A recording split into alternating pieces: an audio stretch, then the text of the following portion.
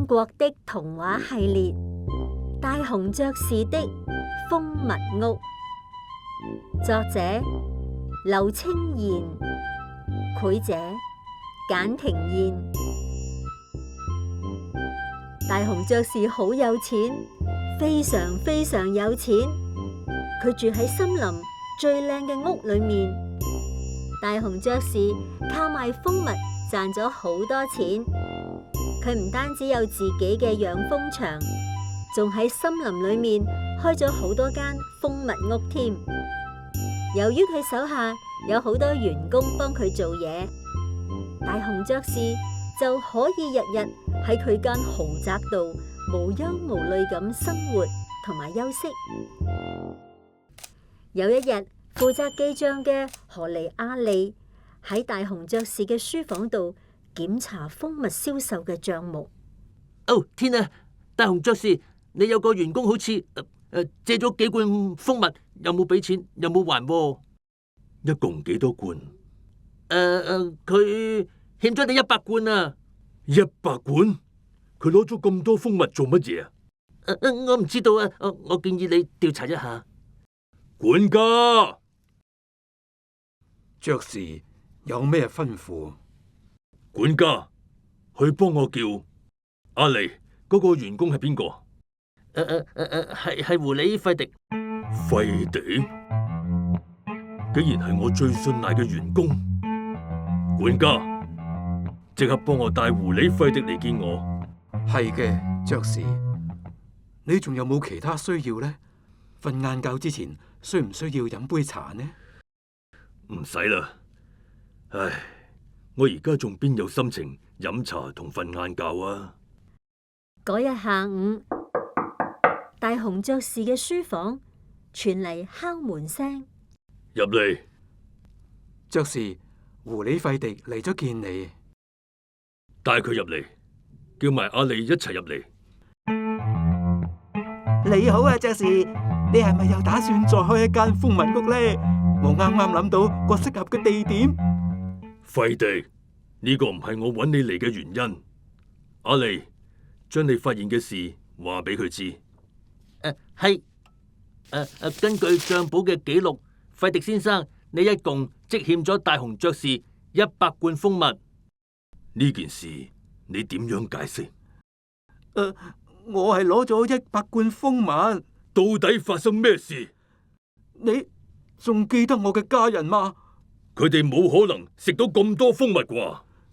冇錯，我哋的確食唔到咁多蜂蜜，其中有一啲我拎咗去其他森林度賣咗。咁啲錢呢？費迪？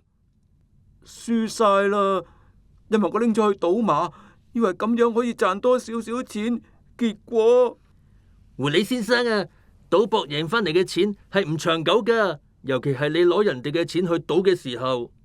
你竟然偷咗我啲蜂蜜去賣，仲要攞嗰啲錢去賭？我會還俾你噶。冇錯，你一定要還，即刻將所有蜂蜜還俾我。但係大紅爵士，你唔會真係要我即刻還噶可？咁樣我點生活呢？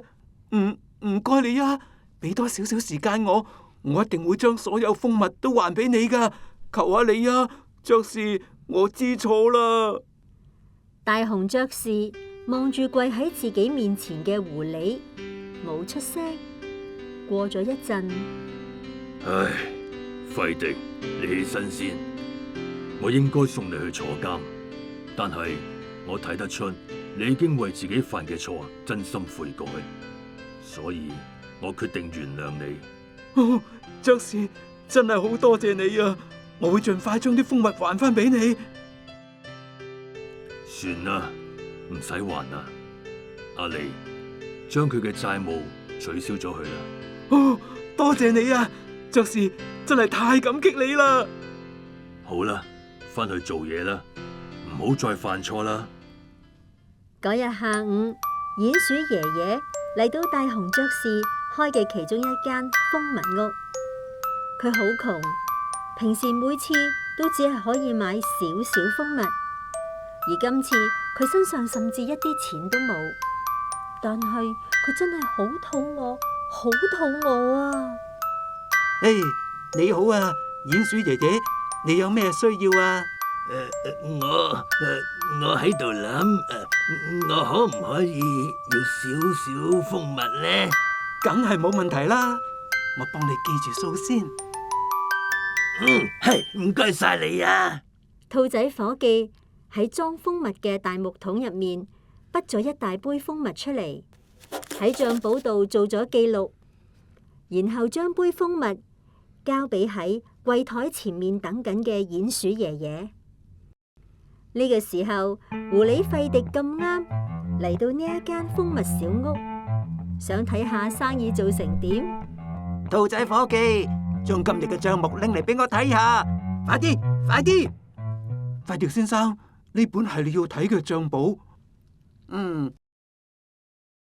好好，我聽日再嚟。費迪轉身準備離開，但係唔小心撞到鼹鼠爺爺。哎呀！對唔住啊，先生。鼹鼠爺爺即刻道歉，佢拎住嗰杯蜂蜜倒瀉晒落狐狸件外套度同埋地下度啦。唉，你呢個阿伯咁論盡噶？咦，你咪係老鼹鼠？冇錯啊，我係啊。我啱啱睇完本帳簿，你爭我一杯蜂蜜喎。係啊，我知道。但係先生啊，冇咩但唔但係啦，還錢！費迪先生，唔好咁啦，千祈唔好咁樣啊！即刻還晒啲錢啊！你呢個老乞衣，冇錢你就將件外套留低做抵押啦！費迪先生，求下你做下好心啦，寬限我幾日啦，我保證一定會還錢噶。報警！兔仔伙計，快啲同我報警！兔仔伙計唔敢違抗狐狸嘅命令，唯有報警。冇幾耐，狼警官就趕到嚟。發生咗咩事啊？警察，佢攞咗蜂蜜冇俾錢啊！唉，老伯伯，你點解唔俾錢啊？因為我冇錢啊。老伯伯，咁就唔好意思啦。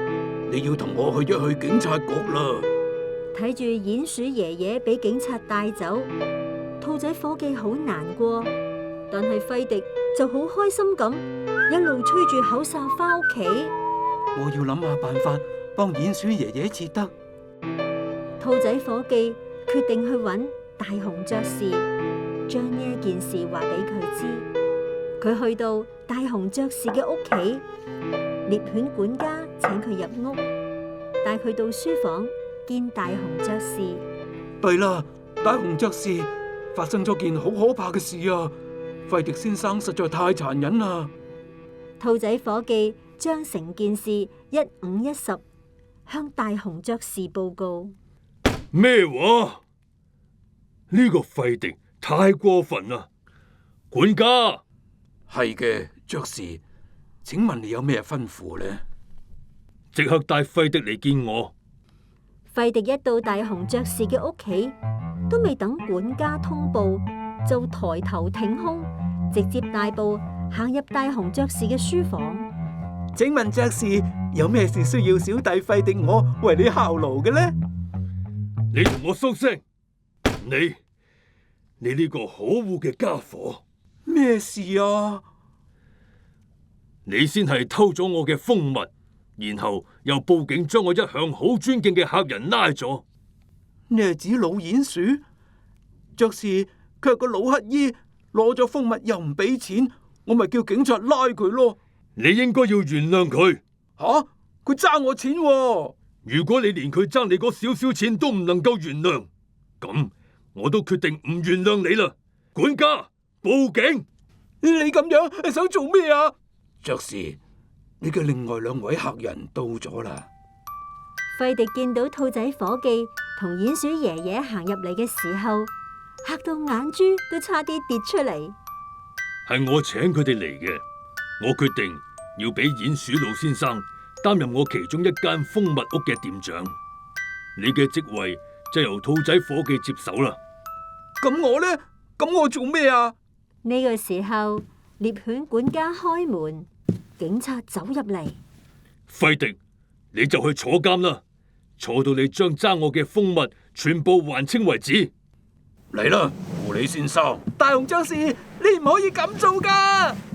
唉，兔仔先生，鼴鼠爺爺，我哋而家要好好討論下工作嘅嘢啦。就係咁，大雄爵士將佢嘅蜂蜜屋交咗俾兔仔先生同鼴鼠爺爺管理。